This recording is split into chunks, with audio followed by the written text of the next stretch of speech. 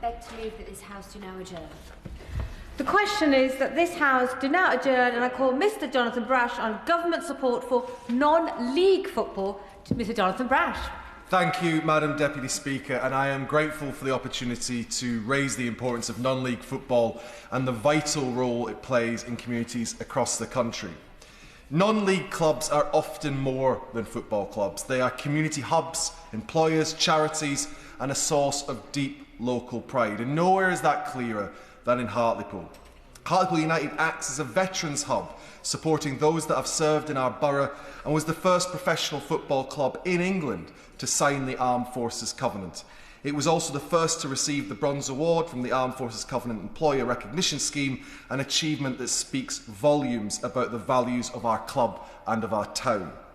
Fans are closer to their players in non-league football than at any other level of the game. In towns like Hartlepool, football is not just entertainment, it is part of who we are. The fortunes of our club are felt well beyond the turnstiles and right across the community.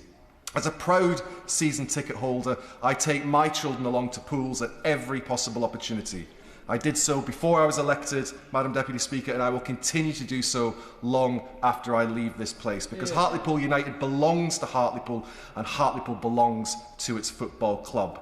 And while I deeply appreciate the many colleagues who have come here to intervene in support of this debate, and I'm sure to plug their own local teams, I must say that this debate is in my name.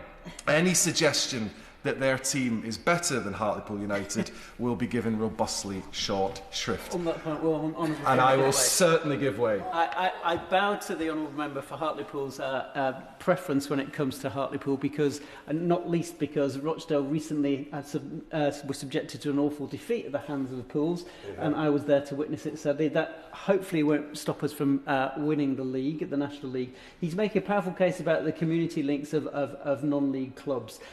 Will he join me in praising the Dale Trust, Supporters Trust, and also the Dale 1907, who do so much for our local community? And also, will he join me at the end of the season when we put the Up into Up the Dale? I thank my right honourable friend for his contribution. Of course, I would join him in paying tribute to those organisations which exemplify why non-league clubs are so important to their communities. And he preempted me because I was going to remind him about our recent match on the 30th of December where we beat you 2-1. Today, I want to focus my primary remarks on the National League's 3-Up campaign and what it would mean for non-league clubs like Hartlepool United. This campaign is simple. It calls for 3 promotion places from the National League into League 2, bringing it into line with the rest of the professional football pyramid. It is supported by all 72 National League clubs, by the Football Supporters Association, by fans across the country, by more than 50 members of this House, which on a Thursday afternoon I appreciate why they're not necessarily here, and respected voices across the game, including Hartlepool legend Jeff Stelling. And I would like to take a moment to highlight the Honourable Member for Carlisle, who asked me to give special reference to her today as a supporter of this campaign. I'll not mention the result last time Hartlepool met Carlisle. This is not a radical restructuring of football. It's a straightforward reform that would make the system fairer, more competitive and more sustainable, as it would simply mirror the rest of the EFL structure. It can hardly be regarded as a major upheaval. There are 72 clubs in the National League system and many clubs currently in the EFL who have benefited from time spent there, yet only 2 clubs are promoted each season. That imbalance limits opportunity, suppresses ambition and places enormous financial pressure on clubs striving to succeed. At a time when clubs higher up the leagues are struggling financially, it does not take much imagination to see how that pressure is felt even more sharply at our end of the spectrum. Now, I fully recognise the government does not directly control promotion and relegation, and probably just as well. Those decisions sit with the EFL, but the government do have influence, particularly at a time when football governance is under greater scrutiny than ever before.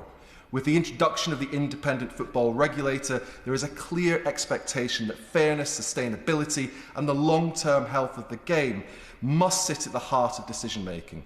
That is why I was proud to walk through the lobby in support of that legislation.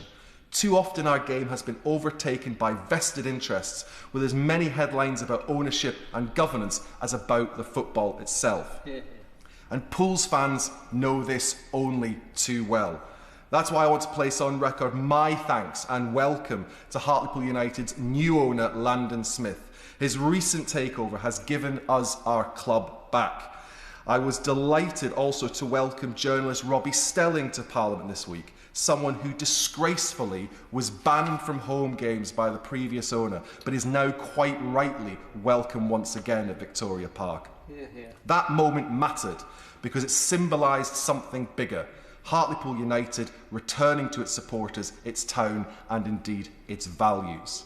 Real fans want to see their teams given every possible opportunity to succeed. Real fans want the hope that exists at every other level of the football pyramid. Real fans want 3 up. This change has been stalled for years. It has now been 23 years since the National League was awarded a second promotion place. In that time, the business of football has changed beyond recognition, yet this basic question of parity remains unresolved. The EFL has argued that 3 up should be considered as part of a wider reform. That may take years. National League clubs cannot wait years, and neither can the communities that stand behind them week in, week out. The EFL board will meet early next month to set the agenda for its AGM, which takes place in early March. This is a critical moment at which a decision could be taken with all member clubs present. If we miss this opportunity, National League clubs face waiting yet another year to be treated as equal partners within the football pyramid. So I ask the Minister, what steps will the government take to encourage constructive engagement between the EFL and the National League? How will the government ensure that fairness and opportunity are central to the future governance of the game? And how will the new regulator support a pyramid that rewards sporting merit and gives ambitious clubs a genuine route upwards? This is about putting football first. It's about fairness, and it is about recognising the enormous contribution that non-league clubs like Hartlepool United make to our communities. I urge the Minister, on behalf of the Government, to use its voice to support that principle. And Madam Deputy Speaker, can I finish by simply saying, up the Pools. Can I call the Minister, Minister Edinburgh? Thank you very much, Madam Deputy Speaker. And can I firstly congratulate my honourable friend, the member for Hartlepool, for securing this important debate. I hope he's not too intimidated by the size of the crowd in here this afternoon. He's an important, passionate advocate, of course, for non-league football, but for his own club. He's a dedicated supporter of Hartlepool, as he laid out as a season ticket holder, a club that's seen highs and lows of the professional and non-league game over its history. Madam Deputy Speaker, as a Scot, I feel a little bit of a fraud doing this debate because I don't know much about English non-league football. I do know a lot about Scottish non-league football, and my own club, Heart of Midlothian Football Club, is at the top of the Scottish Premier League this season, 4 points clear of Rangers and flying high. And the reason I'm very happy to give way. Speaking of clubs that are at the top of their league, Rochdale at the top of the National League right now, and despite that fact, we do strongly support the 3 up, 3 down campaign, because although we may well benefit this year from going straight up, we know all too often that clubs that rack up lots of points, as York City did last season, they were 20 points ahead of Oldham and still didn't go up. And can I further add that as a season ticket holder like him, it's really important that we reward the loyalty of fans and reward the loyalty of the footballers who play for clubs like Rochdale and like Hearts and Hartlepool. And can I pay tribute to Ian Henderson, who marked his 41st birthday last weekend with a goal and an assist after playing for Rochdale with a record goal scorer. Thank you, Madam Deputy Speaker. Maybe with Ian Henderson's age, there's still time for my honourable friend to score a hat-trick in the to take the deal up as he wants to do. And can I just, he mentioned in his contribution with his previous intervention, the Dale Trust and Dale 1907, and can I pay tribute to them? I think we tend to forget that right across the country, all of our football clubs have really strong community spirits, they have really strong charities and trusts attached to them, and they do so much in the local community. Big Hearts is attached to my own football club. And the reason I mention my own football club is not just to get it on the record, as we always like to do, Madam Deputy Speaker, but it is the largest fan-owned club in the UK. And that fan ownership was born out of crisis, ownership crisis. It was owned by a Russian oligarch from Lithuania. It went into administration and liquidation, and the fans bought the club out, and now it's riding high. And I think when you see what has been done at Hartlepool, indeed pay tribute to Landon Smith for taking over Hartlepool, hopefully that has a bright future now in terms of it has that settled ownership. Because club like the Pools or the monkey hangers, you didn't mention the monkey hangers in terms of the for Hartlepool, are not just sports teams, they are part of the very identity of our towns like Hartlepool and those communities within them. They're the institutions that provide pride in place, a concept I know my honourable friend champions, and they play a vital role in the social and economic fabric of all of our communities. Without our football clubs, our communities would be hollowed out, so congratulations to everyone who runs their non-league football clubs. British and English football is a global success story. Of course, it was invented in Scotland, and Scotland won the World Cup in 1967 by beating England at Wembley. The government is committed to ensuring that those foundations remain very strong indeed. They're sustainable, they're supported for generations to come, and crucially, they put fans first. I think that's really important. And as my honourable friend has highlighted, the influence of non-league football extends far beyond the pitch itself. These clubs are frequently the beating heart of our communities, serving as hubs for social cohesion, for education, for physical activity, bringing people in our communities together. The Department of Culture, Media and Sport research has shown that the sport and physical activity sector contributes £53 billion to our national economy, but we must also look at the social value, the major social value, the £8 billion of wellbeing value created by grassroots and non-league football, and the £43 million saved from our NHS every year from the involvement that fans have in their clubs. So whether it's Hartlepool United's work with local youth, or the thousands of smaller clubs across the country run by volunteers, the government recognises that every pound invested in non-league football is an investment in the health and happiness of our nation and of our communities. And my goodness, don't we need a bit of that in our communities. He mentioned, Madam Deputy Speaker, the Football Governance Act. Let me just spend a few moments on that. It's a key pillar of our support for the game, is ensuring that the long-term sustainability is through the Football Governance Act, which received royal assent in July last year. This historic legislation establishes the independent football regulator, and for the first time we have a statutory body with the powers to ensure clubs are run sustainably and to protect the heritage that the fans hold dear, the very lifeblood of the game itself. So importantly for today's debate, the regulator's remit includes the top 5 tiers of the men's game, including Hartlepool and Rochdale. This means that the clubs in the National League, including Hartlepool United, now benefit from oversight that demands financial resilience and meaningful fan engagement. We have also given the regulator backstop powers to intervene in financial distributions. If football is unable to reach an agreement, we want to see a fairer share of the game's wealth flowing down the pyramid system, ensuring that the prosperity at the very top of the game supports the sustainability of those further down. And non-league football provides the stars of the future, which will be the Premiership players of the future. I want to talk a little bit about the sports survival package. This sustainability of non-league football was fundamentally challenged during the COVID era and indeed since post-COVID.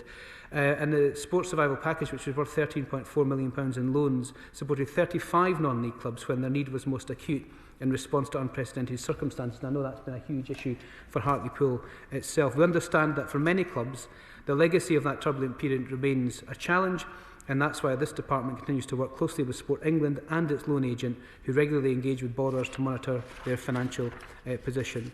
Physical infrastructure, Madam Deputy Speaker, is really important. It's often a substantial overhead for grassroots communities clubs, and that's why we're continuing our investment through the Multi-Sports Grassroots Facilities Programme, which is delivering £98 million this year alone for community clubs below Step 6 of the National League system, and I'm pleased that we have recently confirmed that £85 million will be committed through the programme for 26-27 as well, building on this huge success of the grassroots programme. We understand that for those clubs climbing the tiers of the National League system, the requirements for stadium infrastructure become more intensive, and that's why we work so closely with the Football Foundation, the Honourable Friend mentioned, who also deliver the Premier League's Stadium Fund. So while this is the Premier League's own fund, its delivery through the Football Foundation ensures it's aligned with our shared goals, and that for a sustainable pyramid. May I just touch on, Madam Deputy Speaker, the issue of the 3-Up campaign, which is the main thrust of this particular campaign. Maybe we only need 1 up this season if the Dales do end up at the top of the division. But let me be very clear, the government recognises the strength of feeling regarding the 3-Up campaign. It was a major debating point during the passage of the football governance legislation in both houses. However, decisions about the structure of football competitions, including promotion and relegation arrangements, are rightly, as my honourable friend said, the matter for the footballing authorities. And the reason that is the case is that I would be standing here today announcing an extra 3 or 6 points for Hartlepool Football Club if we had the power to do so. So it's not in the power of government ministers to deal with the footballing authorities in that way. Thank you very much. I thank the Honourable Member for giving way. I should probably point out that my father was a Hibs fan as a child, so I hope that doesn't act against me in this debate. He mentioned during his speech that the Football Governance Bill requires fan engagement, meaningful fan engagement. Given that fans are so unanimously behind the 3 Up campaign, would he see it as a failure of engagement if we didn't see this change coming forward? Well, I thank my honourable friend, but after his initial confession of his father being a Hibs supporter, I don't know if he's gone from my honourable friend to just the honourable gentleman in this chamber. He's right, and fans' involvement in the game was the key driver between the Footballing Governance Act. And one of the key drivers at my own club for fan ownership was to have that voice heard in terms of the way that fans are part in the lifeblood of the game, whether it be ticket prices, the colour of the football club, the name, where they play. All of those issues are key, because that's what makes football what it is and why we support the clubs that we do. So I hope the EFL listen to the fans very clearly on this and see the strength of feeling from the fans in terms of what needs to be done.